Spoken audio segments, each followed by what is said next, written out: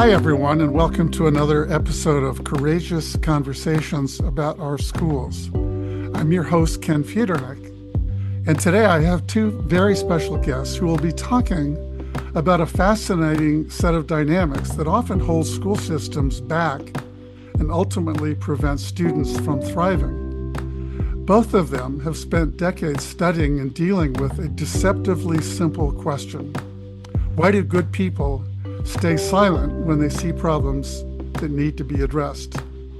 Amy Edmondson is professor of leadership and management at the Harwood Business School. She's literally transformed the way organizations think about the absence of psychological safety and how that contributes to the problem of silence. You can learn more about her perspectives on that subject in her best-selling book, The Fearless Organization: Creating Psychological Safety in the Workplace for Learning, Innovation, and Growth. Welcome, Amy. Glad to be here. My other guest is Rich Harwood, who spent more than 35 years helping struggling communities work across divides. In his latest book, The New Civic Path, he urges community leaders, school leaders, education leaders to get out of their silos and to turn outward. Together, they have a great deal to teach us about what's happening in schools today. Rich, welcome back to the podcast. Good to be with you, Ken, and with you, Amy. So, Amy and Rich, we often think of unhealthy conflict as shouting matches and political polarization, culture wars. These things, of course, get a lot of attention in the media, but there's another problem I've become increasingly interested in as an educator, now as a school board member myself. Sometimes schools, and by extension students, fail to improve, not because there's too much conflict, but because there's too little.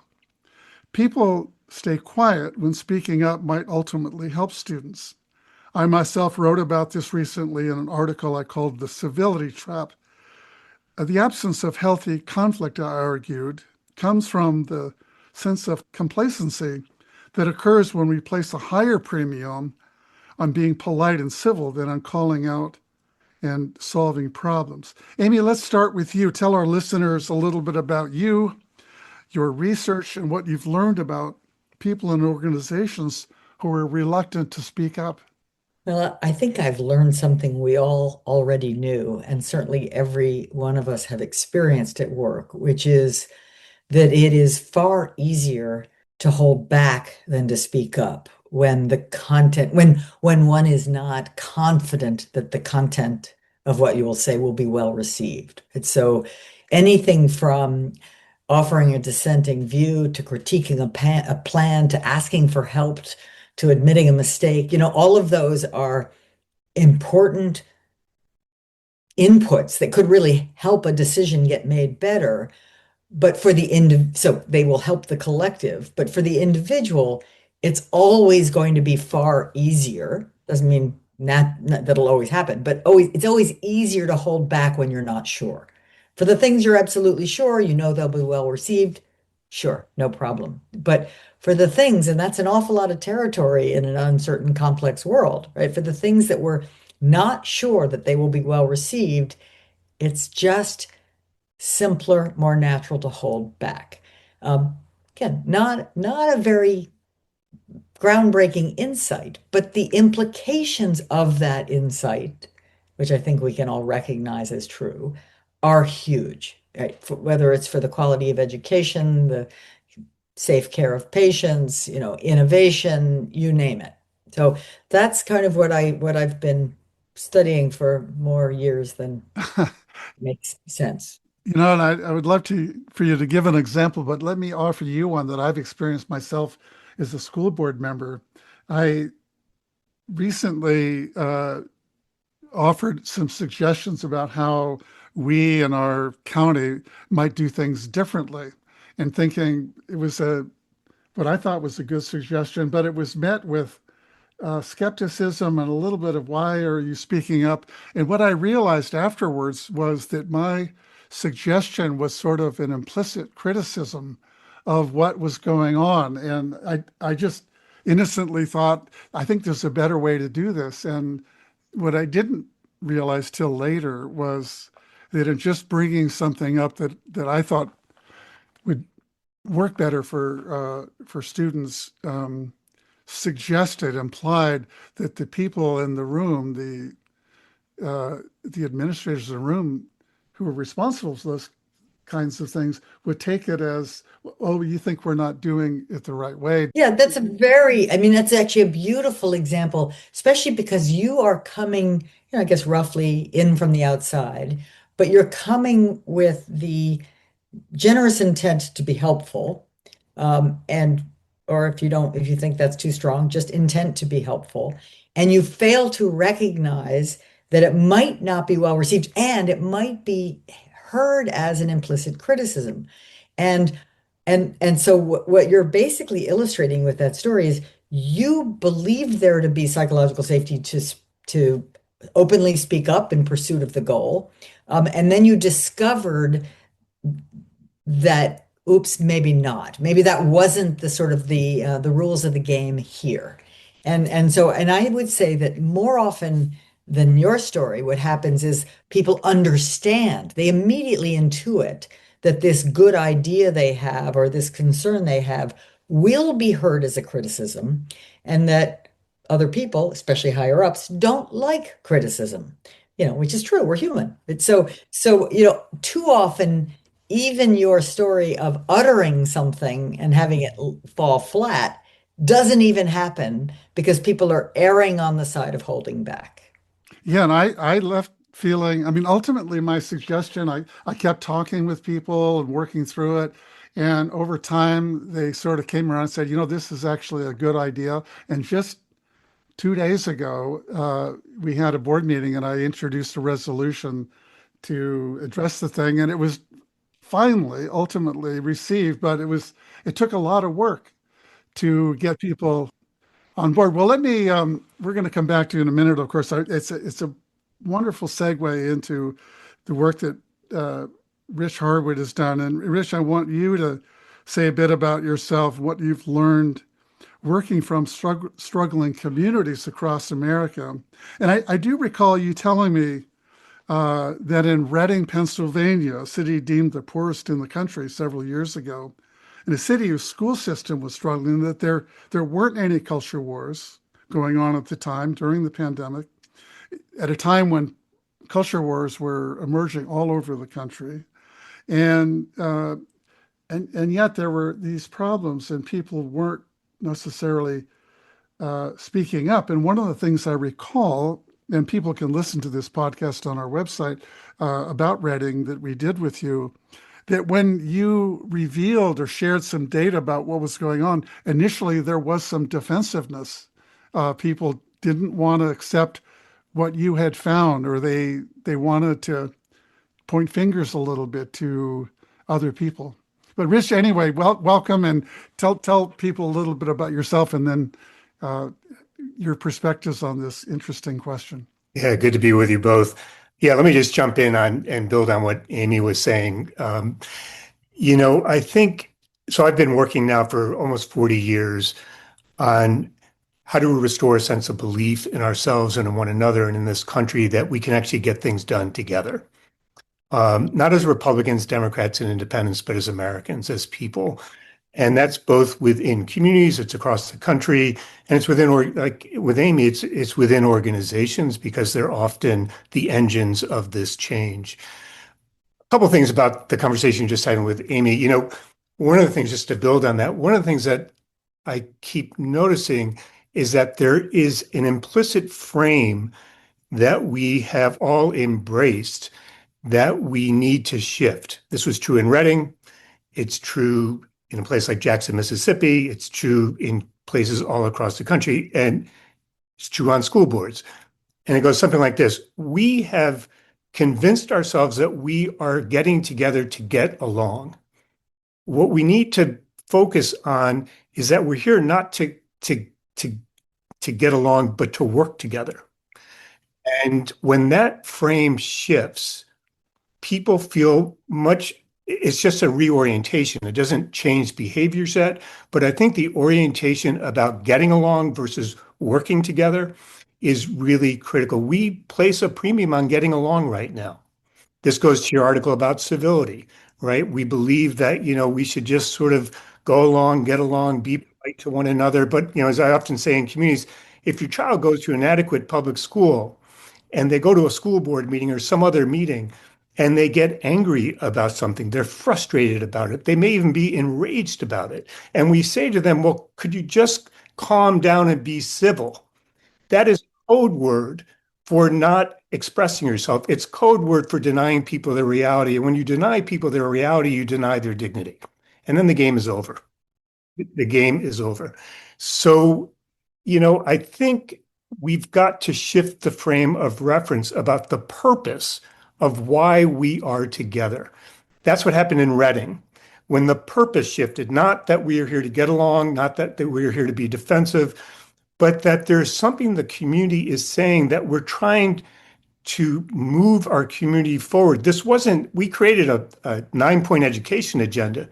And what I had to keep saying to the school superintendent and to the school board and to other leaders is this isn't a report card on public schools. This is an agenda for the community to move forward that public schools is a part of. It's not the whole. So that was one part, Ken. We need to shift the frame of reference from getting along to working together. We need to shift the frame of reference from this being about the community, not about schools on their own. And then third, which I think is really important in all of this, is if we simply believe we're going to flip a switch and people are going to shift their behaviors and the norms by which they work together, then we're sorely mistaken and we're setting ourselves up for failure. What the school district needed to see from us over time was that we were going to live by our word, that we were not going to point fingers at the school district. We were trying to activate the community. They needed to see over time that we were actually with the community going to produce good things that had value to kids and others in the community in terms of moving forward.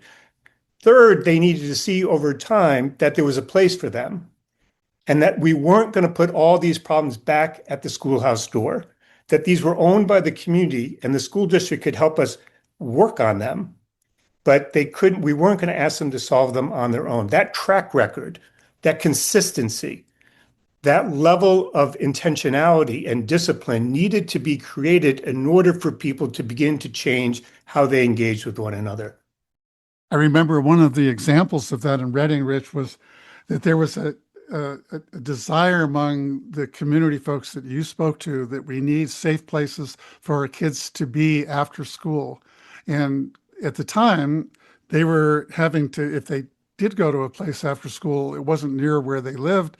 Yeah. And you said, well, we need to create spaces there. And the school says, we can't do that. We don't. And you said, it's a community problem, and people rose up and said, we can help. We can be part of that. Right. So the change that began for school systems, I think, when I've worked with school systems, it's very seldom that I've seen transformational change begin within the district itself. It typically begins outside the community school, seeps into the school, begins to change the norms and behaviors, and then there's a fundamentally different relationship that's struck between schools and communities. So in the case of after school and out of school activities, we could have gone to the schools and said, this is your problem. You've got kids from 8 to 3:30 or whatever it might be. You need to deal with them once they're released from school. Instead, what the team in Reading said was, let's begin to create the change outside of the school. Let's begin to engage kids outside of the school. Let's realign all our after-school programs that are provided by nonprofits and churches and other providers. Then and only then did they go to the schools and say, one of the things that we learned is that your space inside the school is the most trusted space in the community. You have an asset. You have value. We cherish you. And we want to work with you to help provide the after-school programs that kids and families need in this community. Then the school district said, oh, you've changed the terms of the discussion and the terms of the relationship. Yeah, and the asset is not being used otherwise. That's right. Yeah. So, Amy, you've heard Rich talk a little bit about what has enabled him and his work to get out of this dysfunctional cycle where people stay in their silos and don't speak up. I'm curious to know, what do you think about what Rich said, and then what have you learned about what it takes to get for people and organizations to get out of this dysfunctional cycle? I'm gobsmacked by that insight of getting along as the implicit goal. And I think it's implicit, and actually it's in recent years, months, it's become explicit. And versus move the community forward, or in my terms, move the organization forward, make progress toward the mission. And I think that's just a very profound insight. I think there are far more times than we recognize where that implicit goal of going along, I mean, it's the civility trap, right? It's the sort of job one is to be polite, to look good, to be, to not rock the boat and all of that, as we were describing. And job two, a distant second, is to move the organization along. Guess what? Job two never really gets done for that very reason. So I think it's a kind of a profoundly insightful observation that applies across industries or industry contexts. And certainly one that I've seen in which is why I was so excited by your piece when I read it last night, Ken. But I think that where I've seen, and that's the norm in organizations, people think, oh, the private sector, they're just all so efficient and so, sort of like, capitalism works. Well, it's the same. There are human beings in there too who are inadvertently privileging getting along, looking good over the real mission and what it would take. And when we see exceptions, when we see sort of shining stars, the short answer is there's leadership there. But what does that really mean? Well, it means, one or more people who have recognized the opportunity to harness the efforts of others to achieve something really great. Right. And recognize with humility that that's not an easy thing to do. And that's when Rich describes Reading and other stories, I hear harnessing the community to team up and just make a little dent in it. And can I say more about what that kind of leadership looks like? I certainly can. I think you mentioned the word humility. I think that's probably an important bit of advice for leaders, is to be humble enough to say, I don't know, I need more information, or I need your help, which then creates an opportunity for people to speak up and say, because what you're saying when you're humble is that I'm open to suggestions. We can do better. Exactly. You know? Yeah. And how stupid do you have to be not open to suggestions, right? I mean, that's nutty in a, volatile, uncertain, complex, ambiguous world. If you're not open to suggestions, you're really not paying attention. Amy, can you think of in all your work with organizations, examples of a place that was stuck because of these dynamics we're talking about, and then something happened that changed the dynamics, where, like in Reading, where people started feeling a little bit less fearful and started speaking up, and it moved the organization forward? Yes. And the first example that comes to mind, and really the most prominent example that comes to mind, is not my own firsthand fieldwork, but it is the remarkable book called American Icon about Ford Motor Company and its transformation from about 2006 to 2016 under the leadership of an outsider who came in from Boeing named Alan Mulally. And the sentence you just said in that question described it precisely. People absolutely stuck, absolutely unwilling to tell the truth, despite the fact that Ford was in 2006 on track to lose, red ink, $16 billion. So, like, if that's supposed to be the motivating factor that changes behavior, it doesn't, right? What the motivating factor that changes behavior is that a leader or leaders come in and say, we can do this, but it's going to take us behaving in some very different ways. And by the way, feel no pressure to follow my order. You don't have to behave this way. But if you don't want to, the door is over there, right? So it's a kind of tough, but embracing, engaging stance. There is a way in which if we roll up our sleeves and work together, we can solve the problems that are leading to all of that failure. And we can turn this thing around and succeed again. I can see it. I know it's doable. I can't do it alone. I need your help. And this is what it's going to look like. And it's going to be straight honesty, transparency, teamwork. It's not rocket science, but it's rare as ghosts.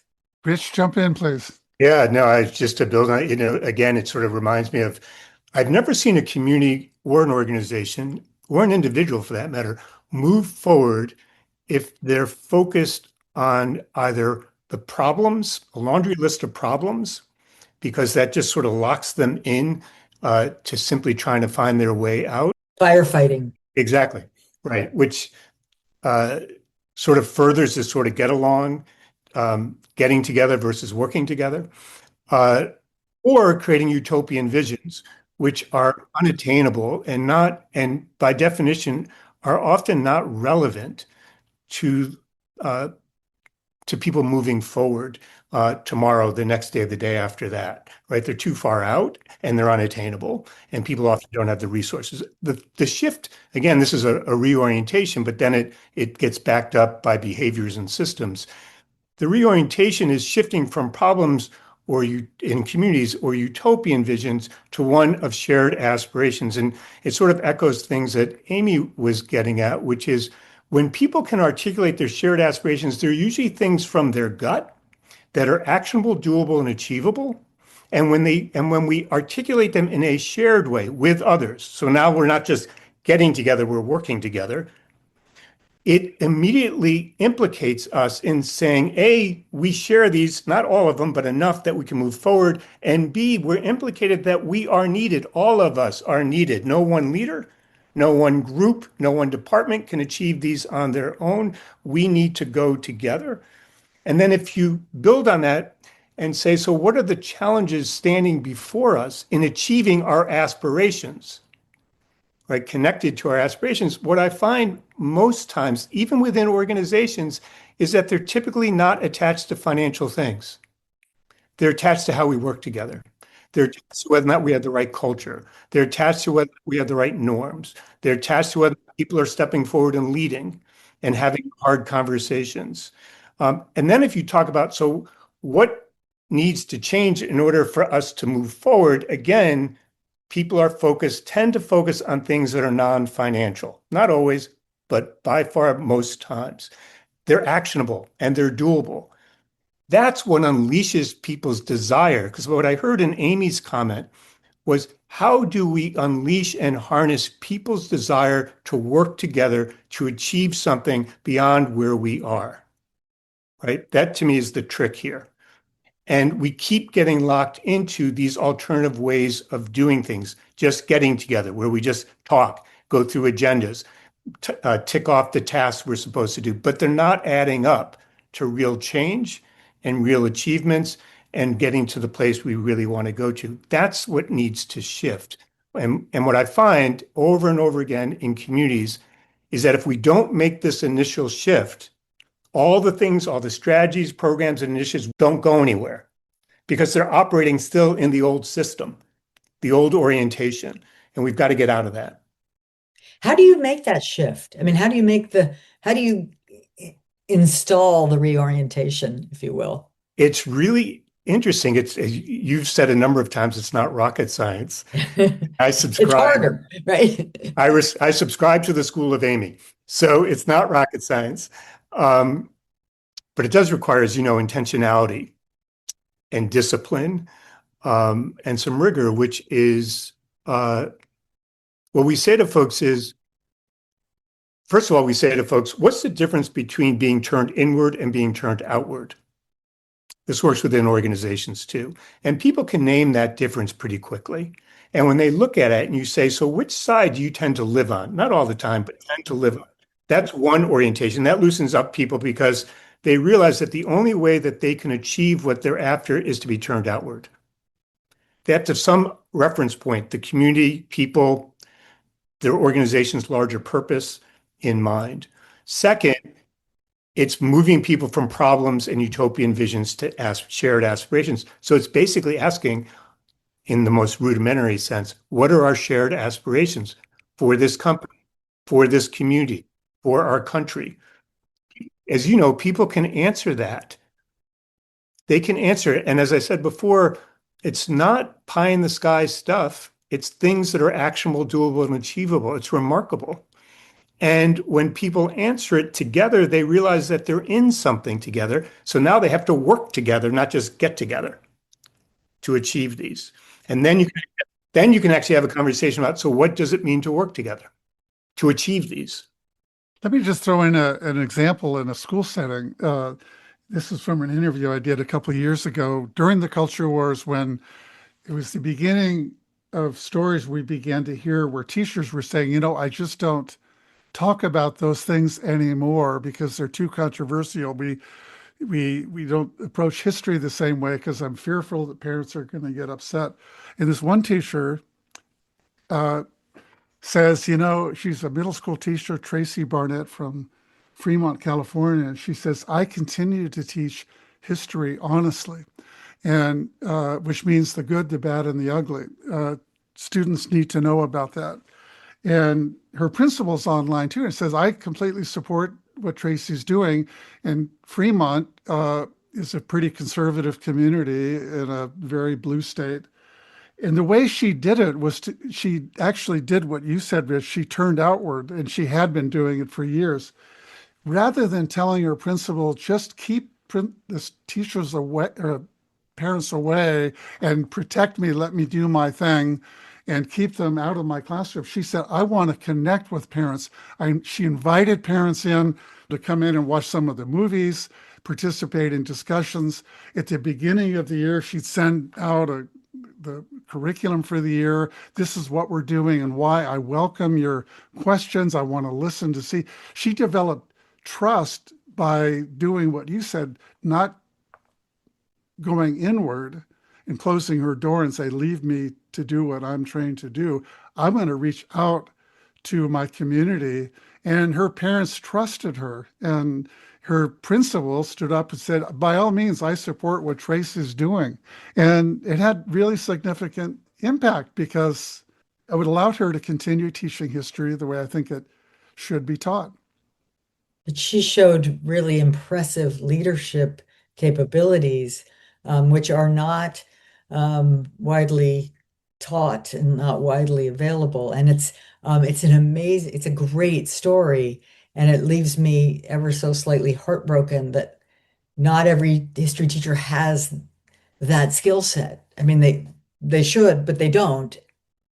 And therefore, we have these kind of, rather stupid debates about whether or not we should teach history, truthfully. Like that just seems like a stupid debate. But wow, good for her. That's leadership. Yeah. But it's leadership of the Ken variety that's really, engaging people in jointly solving and sharing that aspiration. What I found is that some of this is kind of counterintuitive. When we get stressed and we're fearful, we often turn inward. We close the doors, protect us. And what Tracy did and her principal supported was, no, I want to do the opposite of what some might do. Yeah. Some might do, which is but she actually had been doing it, and she just continued doing it because it had been successful in the past. Right. I want to share with both of you, I want to test out a hypothesis about another facet to this silence problem that I think is a little bit different, but it is endemic in school systems, especially ones that are struggling. So, by way of a story, let me test out this hypothesis and see what you think. A number of years ago, I headed up a school turnaround center for an organization called WestEd, a national organization that does great work in schools. And I was working in an urban high school in Los Angeles, and one of my colleagues started doing some professional development work with a whole bunch of math teachers. And students in this school were struggling with math, and he had been in and observed a number of math teachers and thought, because of his background teaching math himself, I want to offer something. So he did. He went in, and after a few weeks doing it every week, I asked him, how is it going? He said, it's going pretty well. He said, I've got this one guy, he's been at the school for 15 years. He has not said a single word the entire time I've been there. Another 2 weeks, he says, I get the sense that the guy just doesn't care. He's given up on kids. A couple of weeks later, it comes back to me. He says, an amazing thing happened. He raised his hand and he said, you've probably been wondering why I've been silent the entire time you've been here. And he said, I was curious about that because you haven't been engaged at all. He said, over the past, I've been here many years. He said, year after year, we get a new principal. Year after year, we get a new curriculum. We get people like you coming in and saying, I've got the greatest pedagogy to share with you that's going to be amazingly successful. He said, I have not spoken up because I don't want to start down the path and start trying to do things differently, only to discover that yet once again, you're out of here, or we've got a new principal. So he said, but I like what you're saying. I think I can do better.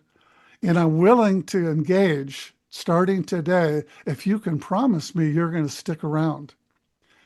So it had nothing to do. It wasn't that he didn't care. It wasn't so much fear as much as it was exasperation.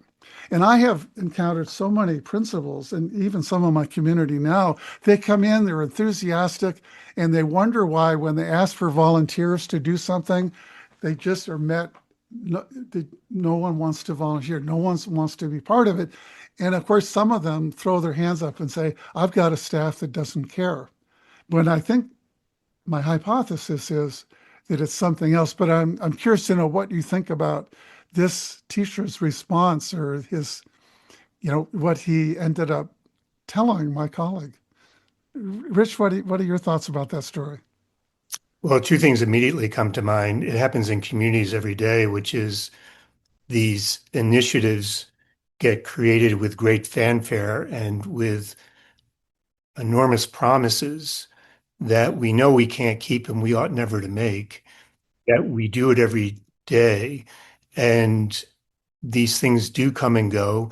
Foundations, funders are guilty of funding these fads every 2-3 years and putting grant cycles on things where we know it's going to take 10 years to create the transformational change that the community needs and is looking for. And they say it's got to happen in 18 months.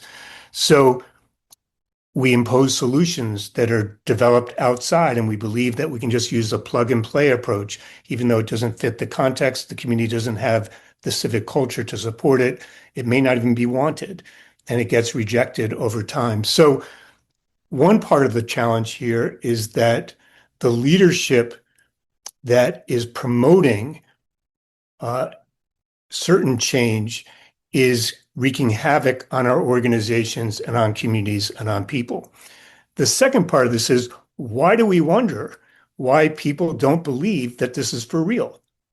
The very first comment I get in communities, including Reading, including from the funder, one of the funders who funded us in Reading, is I remember sitting around a table talking to the potential funders, and one of them looked at me and she said, Rich, why is this initiative going to be any different than all the other civic initiatives that have come and gone and created frustration, skepticism, and cynicism in our community? And my reaction to her was, Karen, I can't guarantee that this is going to be different simply by sitting here. What I can do is I can show you that it's going to be different over time. And so I think the example of the math teacher who did care. I meet very few people in communities and organizations who don't care. Everyone cares about whether or not kids are learning math. Everyone cares about the kids sitting in their classroom, whether or not they're going to thrive or not. Everyone cares whether or not those kids are going to have a future. No one would go into teaching if they didn't care. Of course, that math teacher cared. But we shouldn't be surprised that there's a deep sense of disbelief. And this math teacher was expressing, from my point of view, a sense of disbelief. Why should I believe you? Why should I believe that this is going to be any different? Why should I believe that you're going to stick with us? Why should I believe, going back to what we were saying earlier, why should I believe that I should participate in this conversation to work together as opposed to just getting together? What changed for that math teacher was that someone began to create a track record. Someone began to demonstrate that something really was going to be different. Someone demonstrated that we could do this together. All the things that happened in Reading and happened in communities that we're working with all across 50 states. But we have to, last point about this, if we want more people to engage, and I'll just tee this up maybe for a different part of the conversation, then I think we also have to rethink our notion of how change happens, how it gets catalyzed, how it unfolds over time, how people come to it in their own time over time. We can't dictate when they're going to come to it. And just one quick comment, then I want to hear your thoughts, Amy. You talked about, things aren't going to change overnight. I think the reason he spoke up was the guy had been coming back week after week after week, right. And the guy said, "You're putting up with people like me that aren't saying anything. Yeah. You must care. You're willing to stick That's with right. us That's for right. the long term." I say to people in communities, the burden is on you. If you're seeking to engage people in this community, the burden is on you, not the person you're trying to engage. Yes, there is a burden on them eventually, a responsibility. But people have been sold so many false bills of goods of bill. So many people have been honestly screwed in this country. If you live in West Virginia or a coal country, we have made all sorts of promises to you about transition support that we haven't followed through on. So if we're working in a place like West Virginia or in Alamance County, which is one of the most divided places I've worked with in America, or Jackson, Mississippi, who has been consistently left out and left behind by the state of Mississippi and others, then the burden's on those who are trying to catalyze change to go back time and again and again and again until you demonstrate to people that you do care, you are listening, you do value them, and that you're willing to go at their pace. And this is particularly true for communities that have experienced trauma. We cannot dictate and we cannot set timelines for a human condition where people have experienced a lack of belief, cynicism, frustration. We've got to keep showing up and demonstrating that we're going to do business differently. Amy, I'd love to hear your thoughts about what Rich said and about the math teacher who was silent for a really long time. So many thoughts, and it's a wonderful story. It's a story of change, right? I mean, it's a classic phenomenon in a change story, and so that's what makes it really important, rather than just a idiosyncratic kind of story.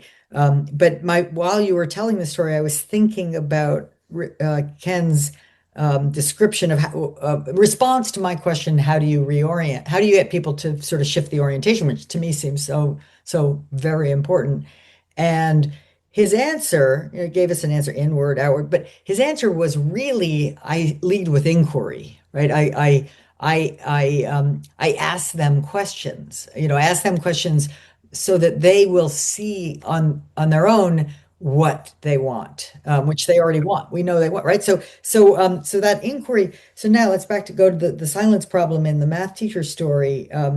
In my framework, which is not all that dissimilar not at all dissimilar, but maybe not as skillful as Ken's.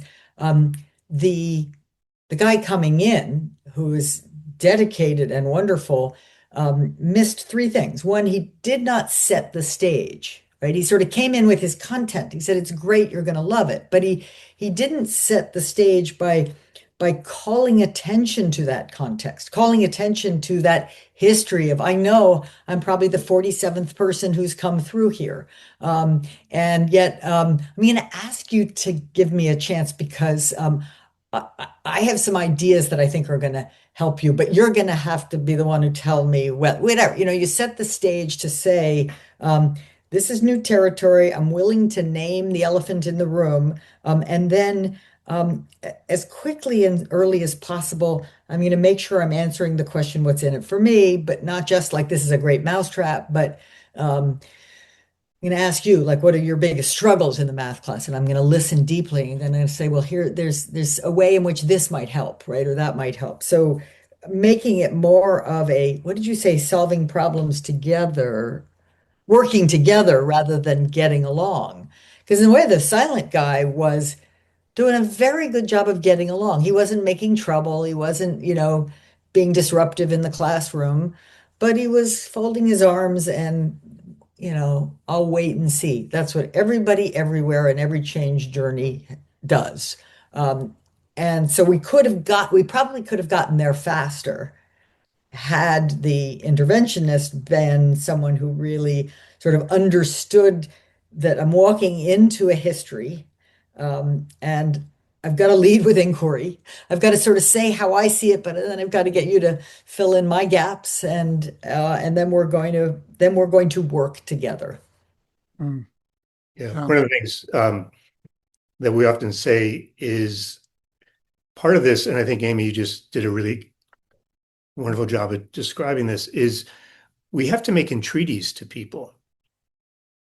And entreaties are different than invitations. Invitation is come join my party. Right. Just bring a dish. Right. An entreaty is let's go together and let's create something together. And I do agree with Amy, this happens when we keep going to communities, which is starting with their context. And as Amy said, one of the first things I always have to say is, I know people have come and gone here and be different. But I do think that this is in part, I think too often when these efforts are begun, people try to sell their solution as opposed to saying, I have some ideas about this. I've seen different parts work before. We have to create it for here, for how it's going to work here.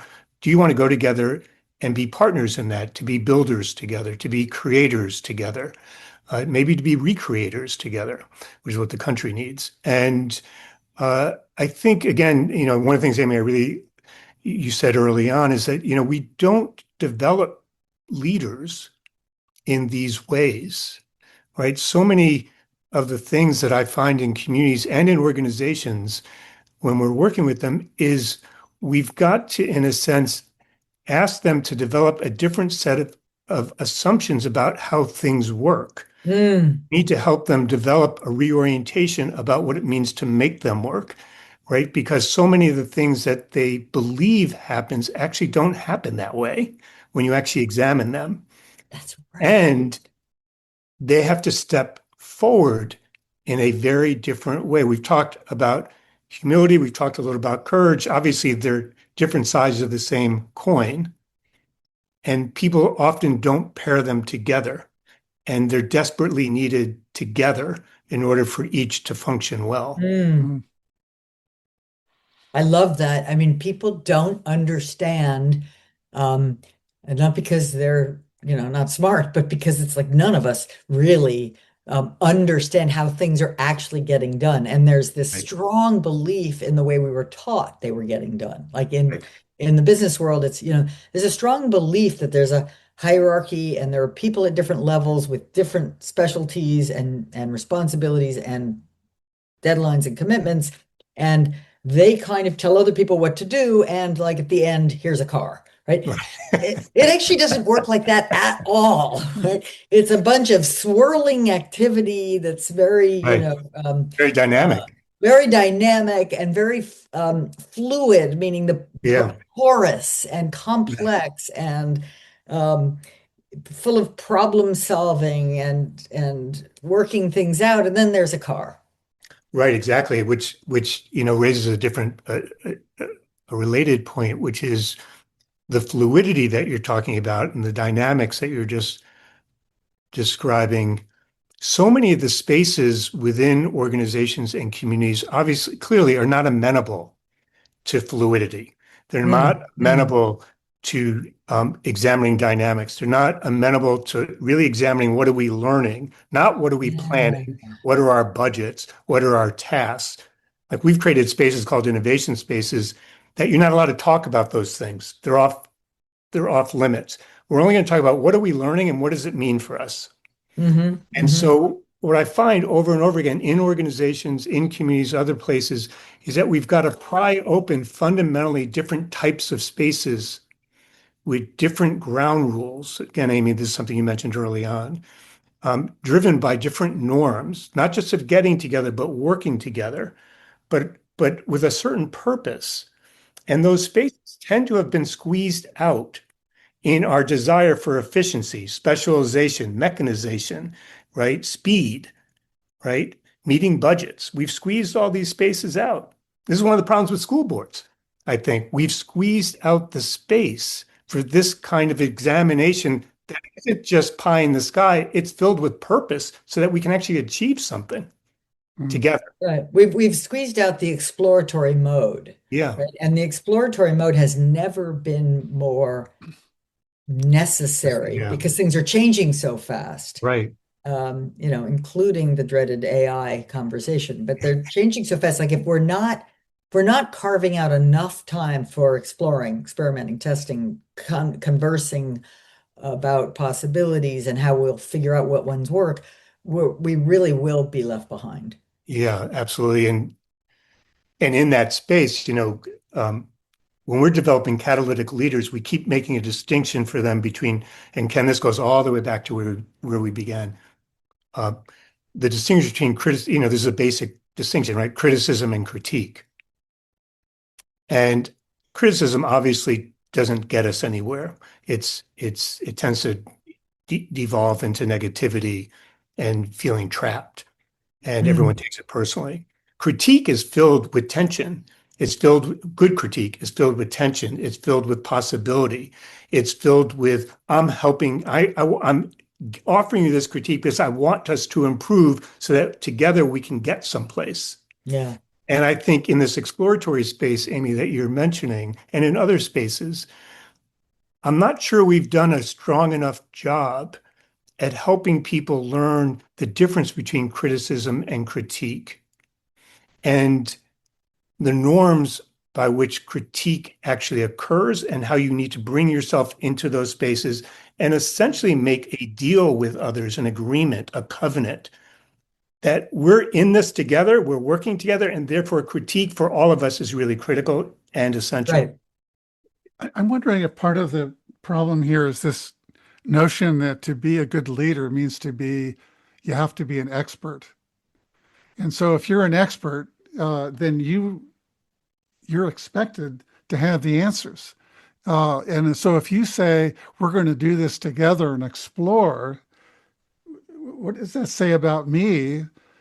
Don't you know the answer? And actually, I think a courageous and an effective leader might say, I don't, but we can figure it out. But it's hard because you're getting paid the big bucks. You have this authority, and yet you're saying we need to do this together. Why don't you just tell us what we're supposed to do? Of course, I don't really want you to do that to me, but there is that dynamic, I think, of this conflation of being an expert and being a good leader, which I don't think necessarily works very well.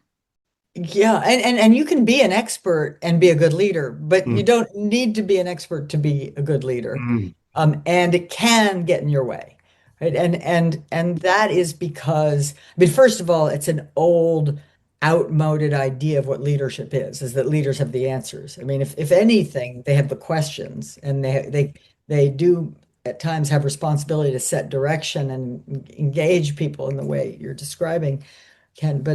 But answers, God no. And I mean, think about how much expertise and knowledge there is. I mean, I don't know, 120 years ago, anyway, I can say with confidence, there were two specialties in medicine and surgery. Now there are 89. And so an expert, by definition, is someone who's quite deep and quite narrow. And what organizational or community problem can be solved by someone quite deep and quite narrow? Not much. So with that, I want to, before we start heading towards closing this wonderful discussion up, I want to pose a question to you, Amy, because you're in higher ed, and Rich, you're certainly welcome to weigh in on this, but I wonder what role you think fear plays in higher ed classrooms. It's a bunch of evidence that's emerging that more and more Does students. this begin the second hour of this I podcast? know. Yeah. I This know. is going to Really, how be. much time do you have? Yeah. But there was an article in Edweek recently by a guy named David Bob, and the title of it was "America at 250. Our classrooms are too quiet." And what he said was that more and more they're finding that students, and I think this is true in high schools and at the higher ed level, are reluctant to speak up because of fear of what people will think about them and what they might say, that they might be canceled.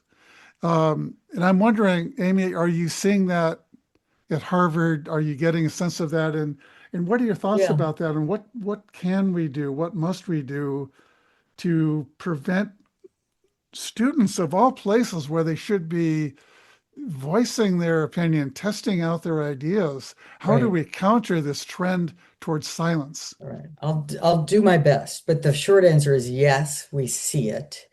We see it a lot. And I think it is that age-old human worry about what these other, high status peers think of me, and that will, and the older you get, I teach in a graduate school, not in an undergraduate school, the more you start to have the belief that these are among the people that I may be interacting with who may in part determine aspects of my future. So there is this kind of very real worry that how they think of me will matter. Again, we could have another hour on this, but then there's this secondary layer that's new-ish, last 15 years, that anything I say or do might live forever on the internet. And that is, you catch me in a moment of time taking a divergent point of view for the purpose of debate or because I really feel it or whatever, but now it's going to be the thing that cancels me not only in this room but everywhere. And so this is hard to fix. And I think the answer is some combination of the type of inquiry oriented engagement of the participants, the students in the learning mission here. That I can't as a professor produce their learning. We have to co-produce it. But and we could go on and it would be a little bit of an echo from what we've been talking about. But the other is, I think we have to get very strict, and we do this well, about electronics in the classroom. The answer is just no, right? Because if there's even a prayer of there being something like a safe learning environment, and I don't mean safe like you won't feel triggered, I mean safe like you can express a completely wrong view or answer, and it will be a useful element of the dialogue, right?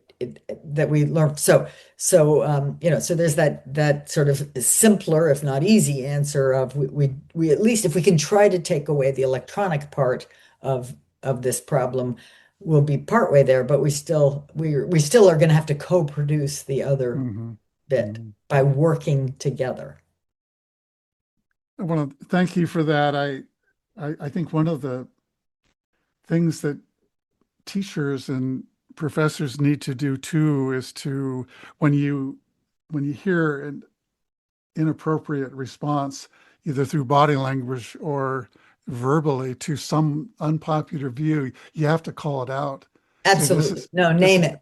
Name it. name And it. not to This shame is, it, but to sort of say, to call its impact, to name its impact. yeah.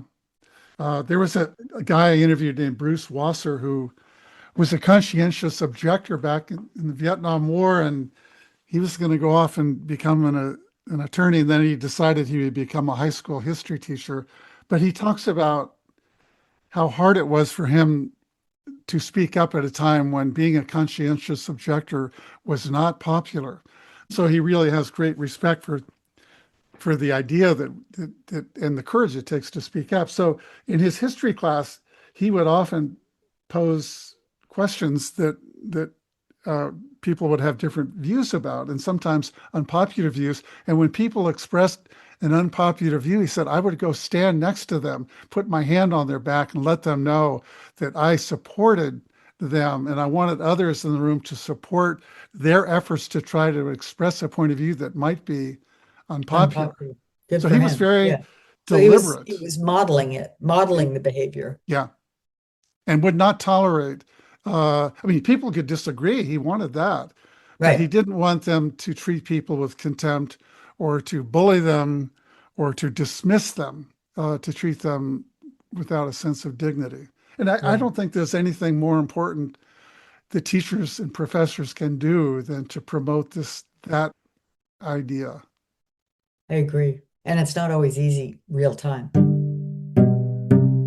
So I think with that, I'm going to thank both of you for being part of a really fascinating conversation. It's so interesting to me that our focus on this podcast and in the media is on responding to conflict and unhealthy conflict in culture wars. And yet what we've been talking about for the last hour or so is the flip side of the coin, which is the absence of conflict, the tendency for us to be silent and to not deal with the elephants in the room or the problems that are really wreaking havoc on communities and people and so forth. So with that, I want to thank you for a fascinating discussion.